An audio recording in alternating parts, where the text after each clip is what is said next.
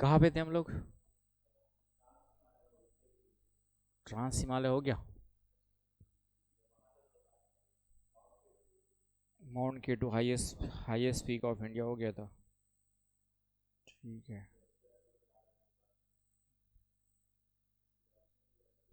हम्म।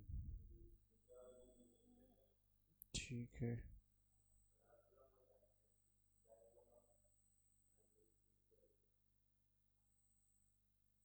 ठीक है।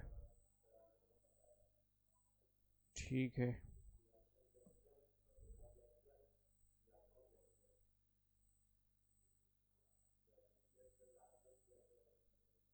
ठीक। ये हो गया हमारा तो। ठीक है, ये भी हो गया था, ट्रांस हिमालय भी हो गया था, ईस्टर्न हिल्स बचा था ना हमारा। ईस्टर्न हिल्स में आते हैं पूर्वोत्तर की पहाड़ियाँ। आपके जो है पूर्वोत्तर की पहाड़ियों में आते हैं eastern hills.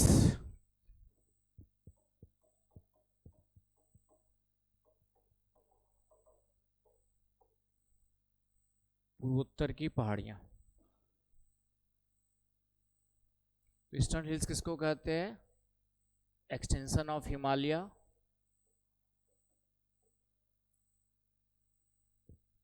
Extension of Himalaya in north east states. उनको हम लोग क्या बोलते हैं आपके जो है? ईस्टर्न हिल्स बोलते हैं उनको। हम लोग क्या कहते हैं आपके जो है? ईस्टर्न हिल्स कहते हैं।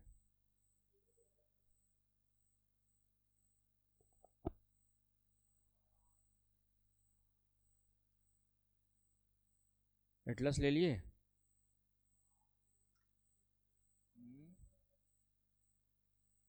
एटलस नहीं लिए कैसे काम चलेगा? आज लेने वाले हो? चलिए। तो ये हो गया आपका ईस्टर्न हिल्स। तो कौन कौन से इसके नाम हैं अलग अलग, थोड़ा सा देखते हैं। कभी क्वेश्चन आ जाए ईस्टर्न हिल्स क्या है, समझ में आ गया है ना। देखो होता है क्या है कि प्रीलिम्स की तैयारी के साथ साथ कुछ मेंस की तैयारी भी हो जाती है कि नहीं। प्रीलिम्स के साथ साथ कुछ चीज़ें जो है आपकी मेंस की भी क्या हो जाती है, तैयार हो जाती है। तो ईस्टर्न हिल्स कभी क्वेश्चन आ जाए 30 वर्ड्स लिखने के लिए मेंस में, तो परिभाषा तो वही होगी, extension of Himalaya in north east states that is known as the eastern hills. अब इसी के कुछ नाम देखेंगे अलग अलग, तो उन नाम के लिए थोड़ा सा। तो सबसे पहले आपका आएंगे तो इधर अरुणाचल प्रदेश में आते हैं। तो अरुणाचल प्रदेश में 3-4 माउंटेन्स है आपके। उसका नाम है सबसे पहले डफला।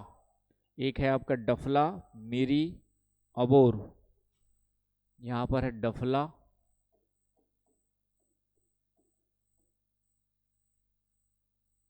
मिरी, अबोर। और इधर इस तरीके से है म्यांमार साइड के साथ में पटकाई बूम। पटकाई बूम। इन चारों पहाड़ियों का नाम याद रखना है, कौन कौन सी है आपकी,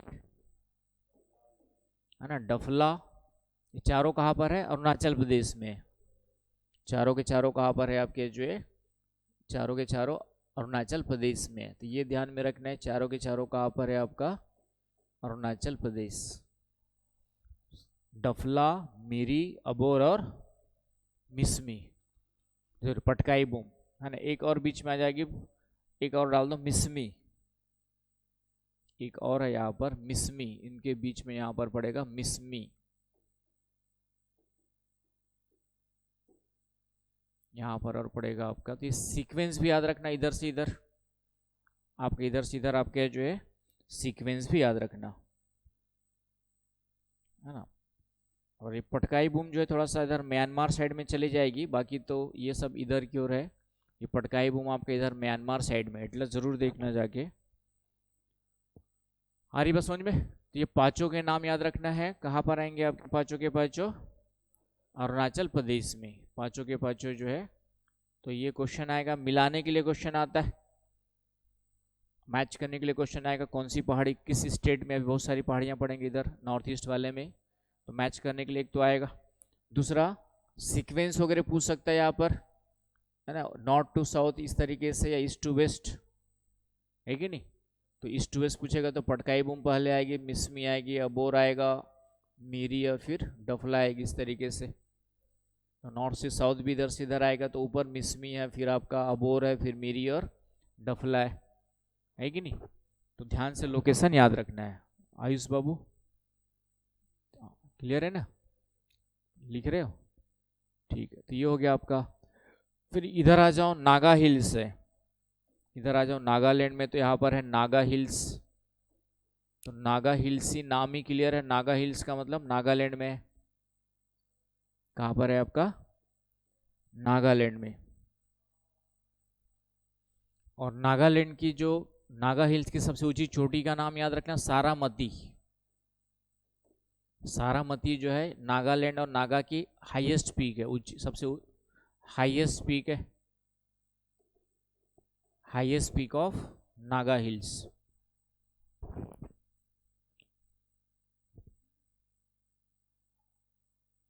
तो नागा हिल्स के बाद नीचे आ जाओ मणिपुर में। तो मणिपुर में आओगे तो है ईस्टर्न मणिपुर हिल्स,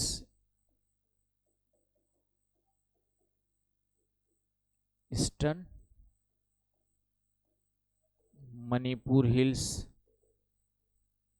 ये याद कर लो। और मणिपुर में एक और इधर है आपका लाइमा टोल हिल्स, लाइमा टोल हिल्स।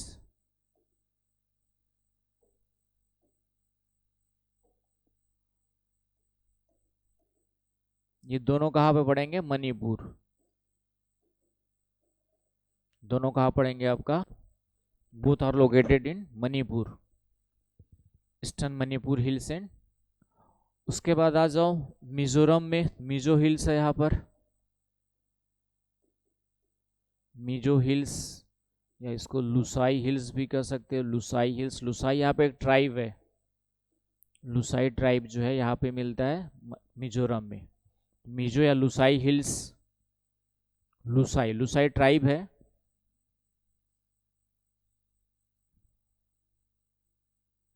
तो ये हो गया लुसाई हिल्स।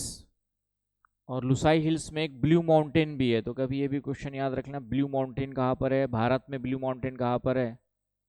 तो भारत में ब्लू माउंटेन आपका लुसाई हिल्स या मिजो हिल्स पर है, मिजो या लुसाई हिल्स पर है ब्लू माउंटेन।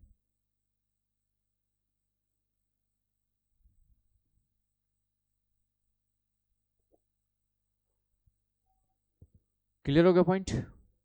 उसके बाद आ जाओ आगे जो है मिकिर,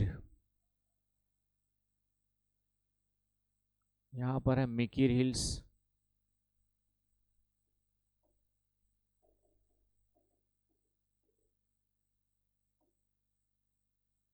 यह है असम में। ये कहाँ पर है आपका? असम में है मिकिर। एक यहीं पर है रेंगमा हिल्स,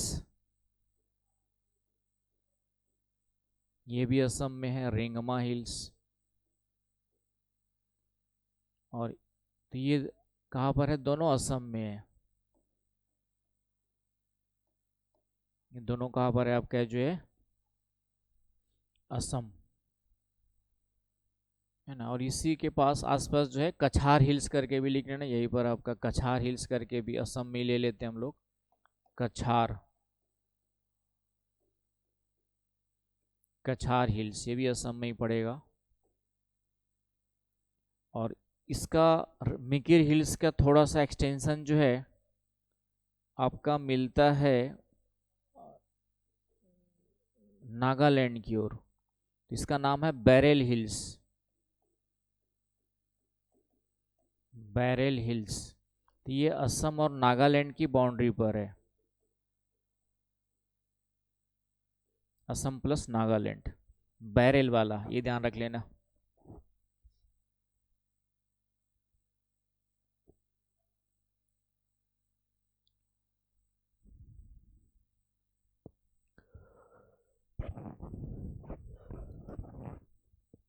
आगे बस समझ में।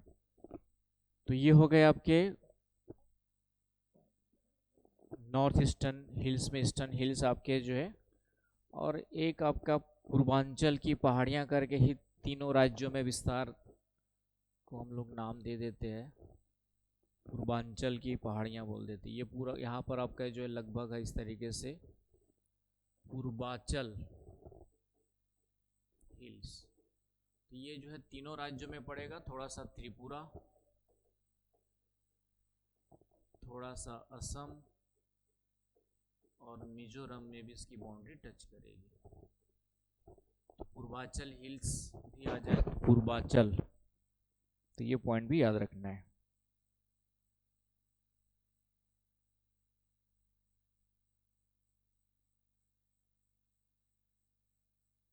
तो यहाँ तक कोई समस्या नहीं होनी चाहिए। जाके रिवीजन करते हो थोड़ा सा, जो प्रिंटेड नोट्स दिया उसको भी एक बार ज्योग्राफी उठा के वैसे ही पढ़ लेना, बाकी कुछ नया मिले तो डालते रहना है। समझ में आया? ये हो गया पूर्वांचल की पहाड़ियाँ। और इसमें जो है दर्रे देख लो थोड़ा सा, पासेस कौन कौन से नॉर्थ ईस्ट में आपके जो है, नॉर्थ ईस्ट वाले जो पूर्वांचल की पहाड़ियाँ हैं, उसमें अरुणाचल में एक है आपका पांगसाड़, पांगसाड़ पास, पांगसाड़, पांगसाड़ पासेस, ये अरुणाचल प्रदेश में है, पटकाई बूम वाले क्षेत्र में पड़ेगा। यहाँ पे पटकाई बूम है उस साइड में, पांगसाड़। क्लियर हुआ? और मणिपुर में है तुजू दर्रा, इंपॉर्टेंट है मणिपुर वाला, तुजू पास, यहाँ पे है तुजू पास, मणिपुर, तुजू पास आपका जो है मणिपुर।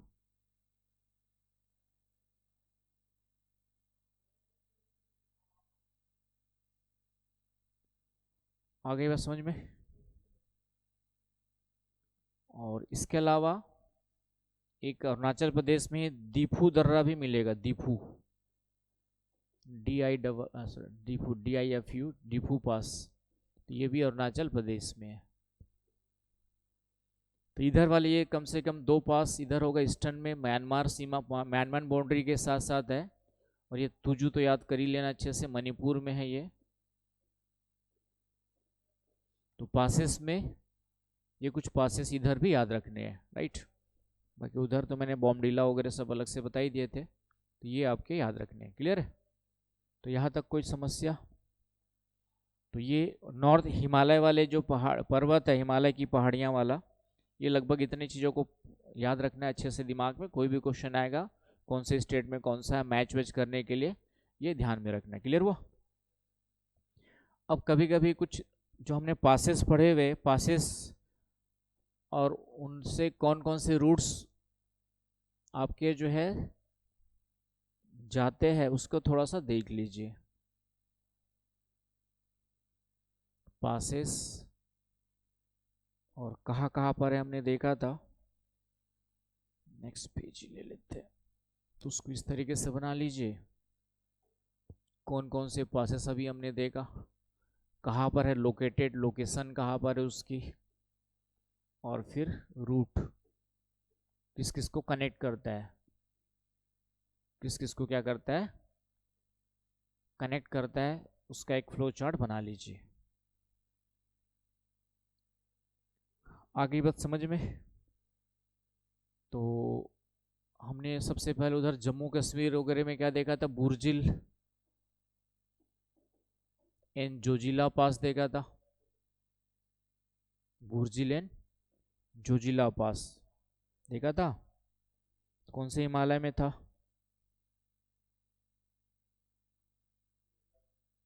ग्रेटर में था, गुड, ग्रेटर हिमालय।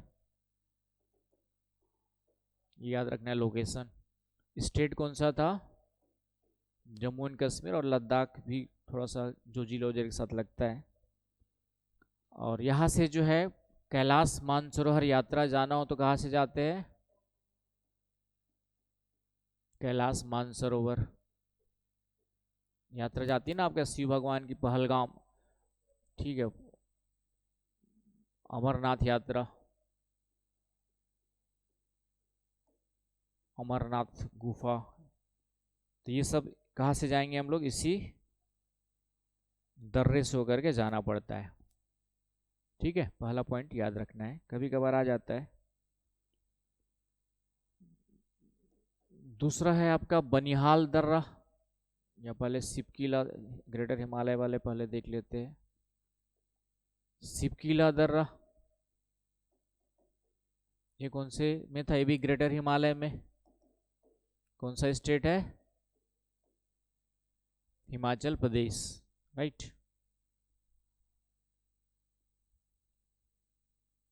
क्लियर हुआ? तो सिपकीला दर्रा जो है, शिमला से तिब्बत जाना हो तो यहां से जाना पड़ेगा,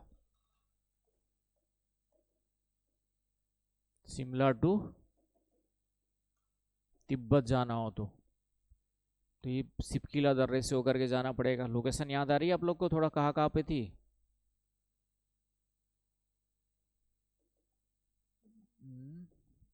यहाँ पे था आपका बुर्जिल जोजिला, है कि नहीं? सिपकीला यहाँ पर था आपका हिमाचल प्रदेश में, सिपकीला आपका जो हिमाचल प्रदेश में था यहाँ पर। एक और लिख लो आपका तीसरा, बारालाचा दर्रा, ये भी हिमाचल प्रदेश में है। बारालाचा ये भी ग्रेटर हिमालय, हिमाचल प्रदेश, है ना, ये यहाँ पे पड़ेगा बारालाचा। बारालाचा, फिर से दोबारा मैप बनाना है तो बना लो। ये हो गया सिपकीला, समझ गए ना? डायग्राम जितना याद रहेगा।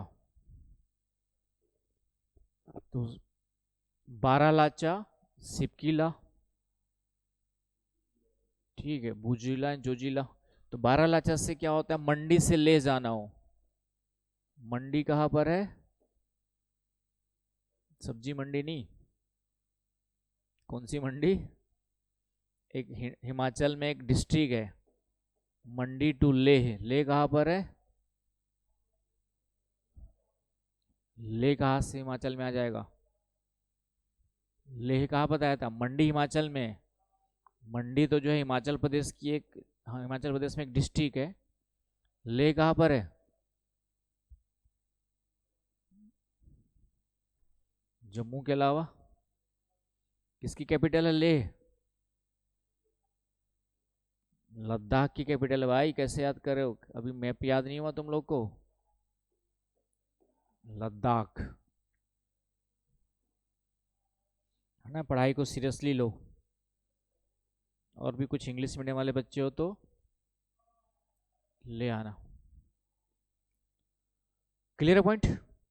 मंडी टू लेह, लद्दाख। तो ये हो गया आपका बारालाचा, बारालाचा हो गया। उसके बाद बारालाचा के बाद आ जाओ, नेक्स्ट आपका जो है, जो दर्रा है वो है बनिहाल दर्रा। बनिहाल ये कहाँ पर है?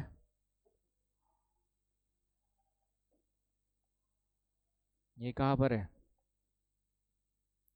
भूल गए? जम्मू एंड कश्मीर में है, लेजर हिमालय में है,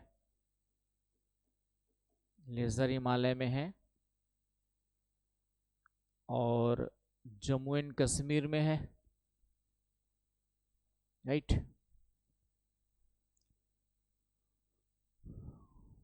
और इसके बारे में क्या बताया था कि ये जो है जम्मू एंड कश्मीर को, या कश्मीर वैली को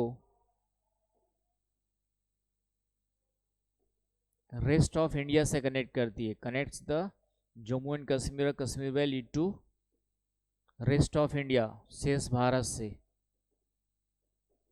मतलब ये इम्पोर्टेंट है, इंडिया से जम्मू कश्मीर, जो बाकी जो रेस्ट ऑफ इंडिया है, रेस्ट ऑफ इंडिया से जम्मू कश्मीर को कौन सा पास जोड़ता है? तो आपका बनिहाल पास, ये ध्यान में रखना है। और यही से होकर पहले जवाहर सुरंग, एक जवाहर टनल थी पहले, इसी पास में बनाई गई थी, जवाहर टनल। इसी में जवाहर टनल भी है, जवाहर टनल पहले लॉन्गेस्ट थी, अब कोई और है।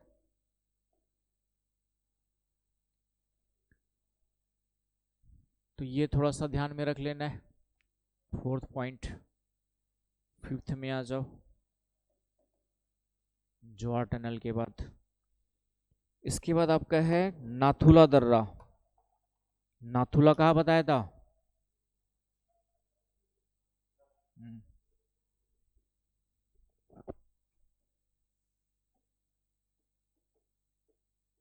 6 नंबर पे नाथुला कहाँ बताया था भाई? ये भी ग्रेटर हिमालय में, सिक्किम में। पढ़ते पढ़ते नहीं हुआ है, कल के दिन बदनाम किसको करोगे? तो ये एक चुंबी घाटी है सिक्किम और भूटान के बीच में, चुंबी वैली। चुंबी वैली आपका सिक्किम और भूटान के पास में, सिक्किम में है। इसको तिब्बत से जोड़ता है,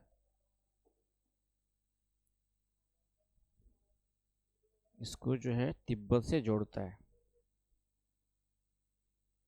पहले चाइना के साथ ट्रेड होता था, इसी से होता था।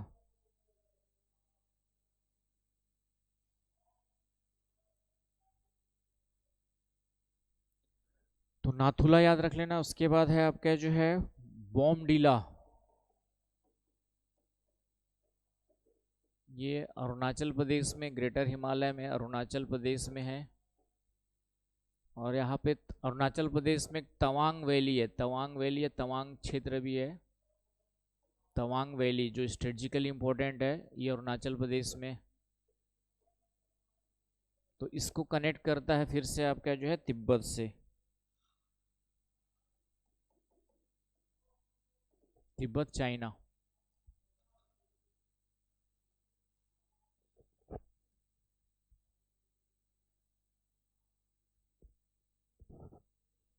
ठीक है, तवांग वैली बॉमडीला अरुणाचल प्रदेश में, याद आ रहा है? उसके बाद आज जो बताया मैंने पांगसाड़, ये ईस्टर्न हिमालय में है। और ये कनेक्ट करता है आपका जो है असम में एक स्थान है, शहर है बड़ा वाला डिब्रूगढ़। डिब्रूगढ़ कहाँ पर है? असम में है। इसको जोड़ता है म्यांमार से। इसको किससे जोड़ता है आपका जो है? म्यांमार से। डिब्रूगढ़ असम को किससे जोड़ता है आपका? म्यांमार से। कौन सा दर्रा? पांगसाड़। आ गई बात समझ में? और लास्ट है तुजू। तुजू मैंने बता ही दिया था, ये भी ईस्टर्न हिमालय में, मणिपुर में है। पांगसाड़ अरुणाचल प्रदेश में है, ये ईस्टर्न हिमालय में।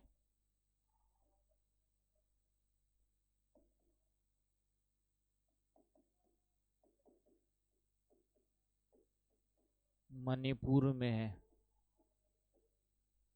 और ये जोड़ता है आपका जो है मणिपुर की कैपिटल इम्फाल को, इम्फाल को जोड़ता है म्यांमार से, इम्फाल टू म्यांमार।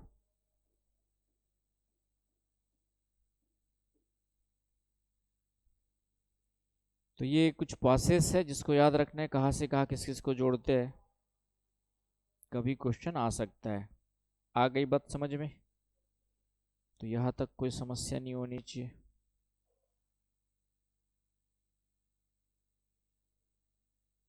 चलिए आगे।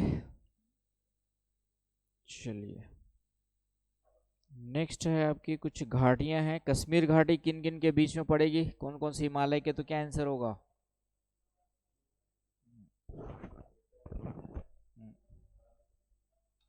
कौन सा? ट्रांस नहीं आएगा यार, कहाँ पहुंचा दिया, उधर कहाँ पहुंचा दिया तुम कश्मीर घाटी को?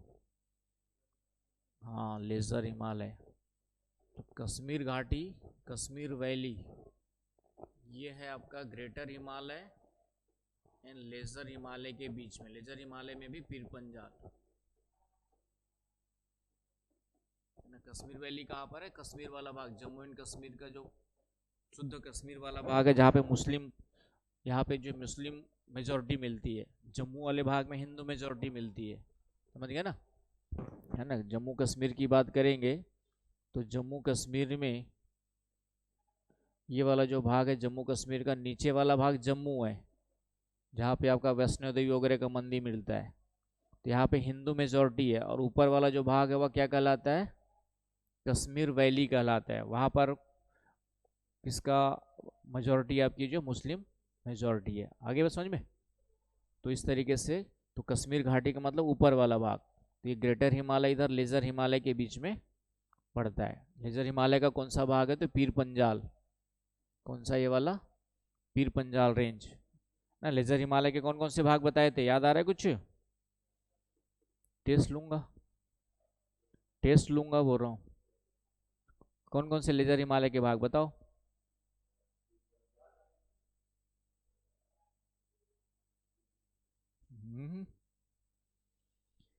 देखना पड़ रहा है तो कैसे काम चलेगा? चलिए और आ जाओ। तो कश्मीर घाटी के अलावा जो है आपकी और भी घाटियां हैं। एक है फूलों की घाटी, फ्लावर वैली, ये भी इन्हीं के बीच में पड़ेगा। Flower valley, flower valley. फिर आपका है लाहौल स्पीति, लाहौल स्पीति वैली। और एक है काठमांडू वैली। लाहौल स्पीति हिमाचल प्रदेश में है, फ्लावर वैली उत्तराखंड में है, और काठमांडू समझ ही गए होंगे कहाँ पर है। हाँ, काठमांडू वैली। ये तीनों घाटियां भी लेज़र और उसके बीच में पड़ेगी, है ना। पीर पंजाल मत लिखना। ये तीनों भी किसके किसके बीच में? तो ग्रेटर हिमालय और greater Himalaya and laser Himalaya या मिडिल हिमालय के बीच पड़ेगी, समझ गए। ये तीनों घाटियां कहाँ कहाँ पर? एक हिमाचल में, एक नेपाल में, एक आपका फ्लावर वैली कहाँ पे? उत्तराखंड में। आ गई बात समझ में कि नहीं आई समझ में? तो ये ध्यान रख लेना आपका।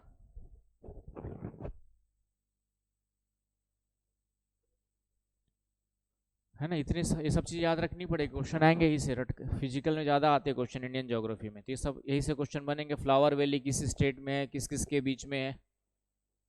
तो आगे बस समझ में ना अच्छे से। अब आ जाओ नेक्स्ट, वैली के अलावा। इसके अलावा एक है आपका दून द्वार। क्या होता है दून द्वार?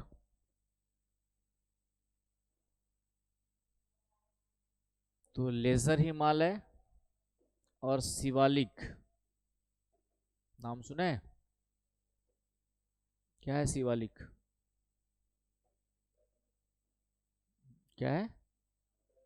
आउटर हिमालय, सबसे न्यूएस्ट पार्ट। तो क्या है कि इन दोनों हिमालय के बीच में शिवालिक और लेज़र हिमालय या मिडिल हिमालय, है ना, मिडिल हिमालय एक ही है। इनके बीच में इस तरीके से चौड़ी घाटियां मिलती है, सॉरी वाइडर वैलीज मिलती है। वाइडर वैलीज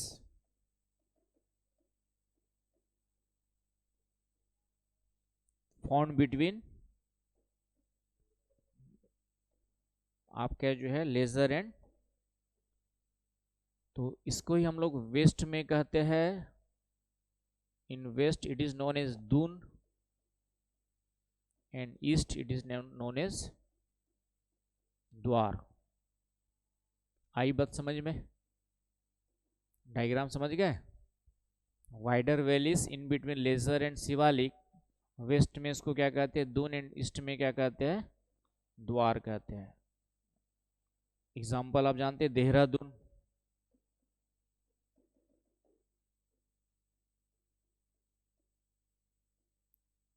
है ना, देहरादून, पोटली कोटद्वार, हरिद्वार, पोटली दून,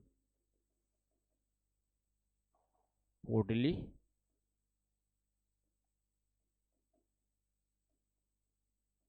दून। आगे बस समझ में। और इसका एग्जाम्पल है द्वारका, एग्जाम्पल हरिद्वार तो जानते ही हैं, और कोटद्वार। हरिद्वार, कोटद्वार। तो ये दून और द्वार क्या है क्वेश्चन आ जाता है, तो दून क्या समझ में आ गया, और द्वार क्या है भी समझ में आ गया होगा। तो कोई डाउट है तो बताएं। ठीक है पॉइंट। चलिए, एक तो ये हो गया आपका। फिर उसके बाद आते हैं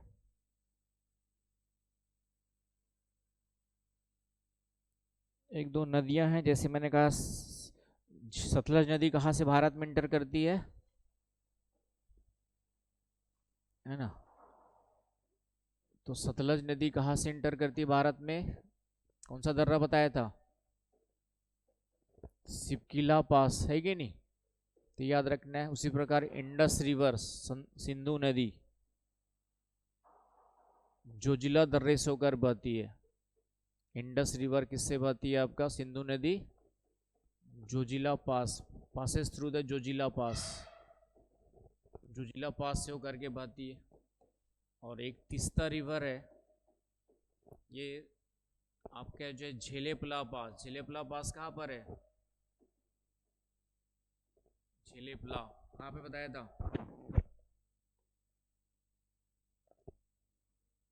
अरुणाचल नहीं, सिक्किम में। पढ़ो पढ़ो पढ़ो, सब नाम खराब करोगे कोचिंग का है? कल के दिन फेल हो गए तो कौन बदनाम होगा। तुम बोलोगे वही पढ़े थे यार, पढ़ाए नहीं थे, याद फंसा नहीं बोलोगे, लेकिन याद नहीं है थोड़ी बताओगे। फंस पूरा जाएगा, हमारी गारंटी है उसकी। लेकिन कितना याद किया आप लोगों ने और कितना क्वेश्चन जाके सही किया, ये तो तुम पे डिपेंड करेगा भाई, करेगा कि नहीं करेगा।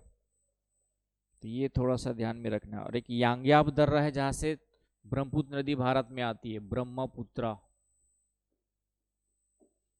यांग्याप दर्रा बताया था कल,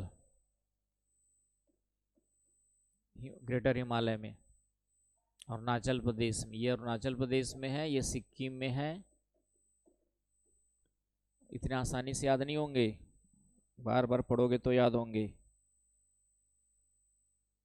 चलिए, काराकोरम दर्रा लिखवा दिया था, सबसे ऊंचाई पर है, तो ये इतना याद रख लेना आपका। ग्लेशियर सबसे बड़ा बता दिया, सियाचिन। हाँ, दूसरे नंबर पे लिखना चाहो तो फेंडसेको है, सबसे बड़ा ग्लेशियर भारत का है सियाचिन, नुब्रा वैली में। दूसरा नंबर पे लिखना चाहोगे तो है फेंडसेको ग्लेशियर, फेंडसेको। ये आपके दोनों कहाँ पर है, ये सब कहाँ पर है आपके, काराकोरम में है। ट्रांस हिमालय कहाँ पर है आपका, काराकोरम में है। और तीसरा नंबर पे भी लिखना चाहोगे, उसे जरूरत तो नहीं है तीसरे नंबर की, हिस्सार या हिस्पार ग्लेशियर है, हिस्पार ग्लेशियर, ये भी काराकोरम में ही है। हिस्पार, ये तीन बड़े ग्लेशियर्स हो गए, सबसे बड़ा सियाचिन, फेंडसेको और हिस्पार। ये सभी के सभी कहाँ पे, काराकोरम में है, ट्रांस हिमालय। ठीक है, पढ़ा करो, घर जाके याद किया करो, रटा करो, पड़ोसियों को बताया करो, और दोस्तों को सुना दिया करो, नहीं तो याद नहीं होगा। नौकरी चाहिए, नौकरी मिलेगी तब छोकरी मिलेगी, हैं कि बिना नौकरी की छोकरी मिल जाएगी, हैं मिल भी जाएगी तो छोड़ के चली जाएगी, नौकरी नहीं लगी तो, समझ गए ना। तो इसीलिए पढ़ाई पहले, पढ़ाई को ध्यान दो, बाकी सब चीज़ें बाद में आ जाएंगी अपने आप। पढ़ाई और नौकरी आ गई तो सब आ जाएगा। तो इसलिए अभी, इसलिए कहा गया है कि 25 की उम्र तक ब्रह्मचर्य भारत में, ये हमारे यहाँ जो कुछ व्यवस्थाएं अच्छी है, लिख लिया वाला, चलो आगे, है ना। क्या कहा गया है, 4 फिलोसफी में पढ़ेंगे हम लोग, सिलेबस में दिया हुआ मेंस में 4 पुरुषार्थ बताए गए, 4 पुरुषार्थ।